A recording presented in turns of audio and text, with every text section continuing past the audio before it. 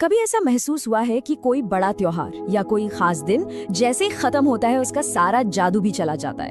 Christmas के बाद अक्सर ऐसा ही लगता है ना? तो सवाल ये है कि उस जोश और उसके गहरे मतलब को हम जनवरी और उसके बाद भी कैसे जिंदा रख सकते हैं। चलिए आज इसी को समझते हैं। तो आज हम क्या क्या देखने वाले हैं। सबसे पहले बात करेंगे कि जश्न खत्म होने के बाद होता क्या है। फिर दो बिल्कुल अलग अलग रिएक्शंस की एक कहानी सुनेंगे।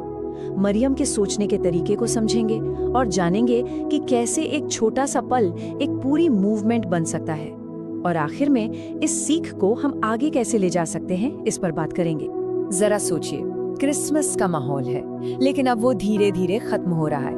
कैरल्स बंद हो गए हैं, लाइट्स उतर रही हैं और सारी सजावट वापस बक्सों में पैक हो रही है। एक अजीब सा खालीपन लगता है, नहीं? और यहीं पर वो बड़ा सवाल उठता है कि क्रिसमस खत्म होने के बाद क्रिसमस का क्या होता है। जब सारा जोश, सारी एक्साइटमेंट ठंडी पड़ जाती है, तो क्या उस अनुभव का कोई मतलब बचता है या वो बस एक और याद बनकर रह जाता है? अच्छा, इसको ऐसे समझते हैं, एक शादी का दिन कितना जश्न होता है, खाना पीना, म्यूजिक, खुशियाँ, सब कुछ। लेकिन सोचिए, अगर उस एक दिन की पार्टी के बाद वो रिश्ता ही न टिके, मतलब विवाह ही न चले, तो उस जश्न का क्या मतलब रह जाएगा। असल में सेलिब्रेशन की असली वजह तो वो रिश्ता है, सिर्फ एक दिन की पार्टी नहीं। और देखिए, क्रिसमस के साथ भी कुछ कुछ ऐसा ही होता है। बहुत से लोग दिसंबर में तो खूब जश्न मनाते हैं, लेकिन जनवरी आते आते सब कुछ भूल जाते हैं। दिसंबर का वो सारा उत्साह जनवरी की रोज की भाग दौड़ में कहीं खो सा जाता है। तो फिर इसका हल क्या है? जवाब के लिए हमें पहली क्रिसमस की कहानी में वापस जाना होगा। वहाँ हमें दो बिल्कुल अलग तरह के रिएक्शंस देखने को मिलते हैं, एक चरवाहों का और दूसरा मरियम का। देखिए, सबसे पहले तो ये समझना जरूरी है कि वो कोई साइलेंट नाइट नहीं थी जैसा हम गानों में सुनते हैं। वो जगह शोर से भरी थी, स्वर्गदूतों की घोषणाएं हो रही थी, चरवाहे उत्साह में पहुंचे थे, माहौल में हैरानी थी, एक्साइटमेंट थी और थोड़ी बहुत उलझन भी। हर कोई हैरान परेशान था, मतलब ये एक बहुत बड़ी हलचल भरी घटना थी। और यहीं पर हमें वो दो अलग अलग रिएक्शंस दिखते हैं। एक तरफ थे चरवाहे, उन्होंने क्या किया? उन्होंने जोर शोर से जश्न मनाया, सबको जाके ये खबर सुनाई और फिर वापस अपने काम पर, अपने खेतों में लौट गए। लेकिन दूसरी तरफ थी मरियम, उन्होंने कुछ बिल्कुल अलग किया। वो शांत रहीं और जो कुछ भी हो रहा था उन सारी बातों को अपने दिल में सहेज लिया, उन पर गहराई से सोचने लगी। मरियम का ये जो तरीका था ना, यही इस पूरी बात की चाबी है। चलिए उनकी इस रिफ्लेक्शन के तरीके को, इस स्थायी विश्वास की कला को थोड़ा और करीब से समझने की कोशिश करते हैं। बाइबल में पहला शब्द इस्तेमाल हुआ है संजोना या ट्रेजर्ड। इसका जो मूल ग्रीक शब्द है उसका मतलब है किसी बहुत कीमती चीज को संभाल कर रखना, उसे सुरक्षित रखना। ये बस किसी बात को याद करना नहीं है, ये तो ऐसा है जैसे किसी कीमती खजाने की हिफाजत करना ताकि वो कहीं खो ना जाए। और दूसरा शब्द है विचार करना या पॉन्डर्ड। इसका मतलब है सारे अलग अलग टुकड़ों को जोड़कर एक बड़ी तस्वीर देखना, ये सोचना कि जो कुछ भी हो रहा है वो एक बड़े मकसद से कैसे जुड़ा हुआ है। ये एक बहुत गहरी आध्यात्मिक सोच है। तो ये समझना बहुत जरूरी है, मरियम सिर्फ बीती बात को याद नहीं कर रही थी, नहीं, वो उस अनुभव से अपने विश्वास को, अपनी समझ को एक आकार दे रही थी। ये सिर्फ मेमोरी नहीं थी, ये फॉर्मेशन था, भविष्य का निर्माण।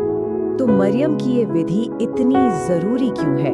क्योंकि यही वो तरीका है जिससे एक खास पल, एक खास अनुभव जिंदगी भर चलने वाले एक आंदोलन में बदल जाता है, एक घटना जीने का तरीका बन जाती है।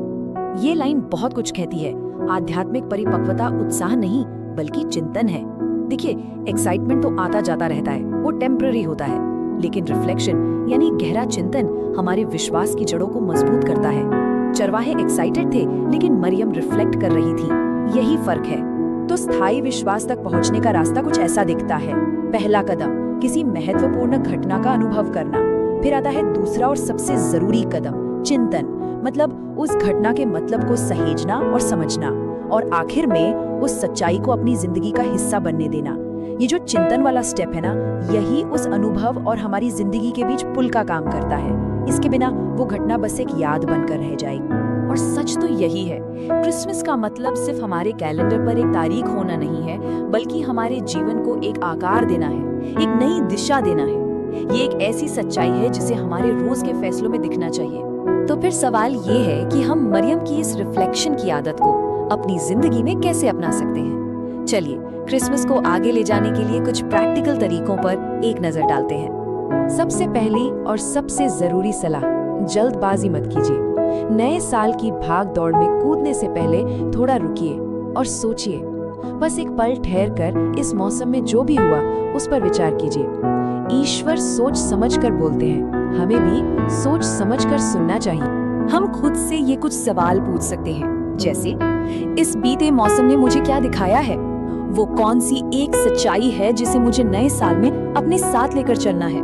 और मैं कैसे इस सच्चाई को अपने फैसलों का हिस्सा बना सकता हूँ, उन्हें गाइड करने दे सकता हूँ? और ये सारी बातें हमें एक बहुत ही दमदार विचार पर लाकर छोड़ती हैं। क्रिसमस एक मौसम नहीं है, ये एक निर्णय है। ये कोई ऐसा त्योहार नहीं जो बस आता है और चला जाता है।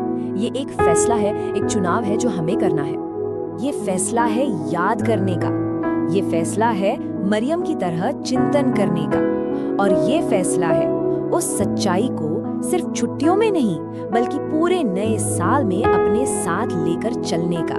क्योंकि बात सिर्फ जश्न मनाने की नहीं है, बात उस जश्न को जीने की है।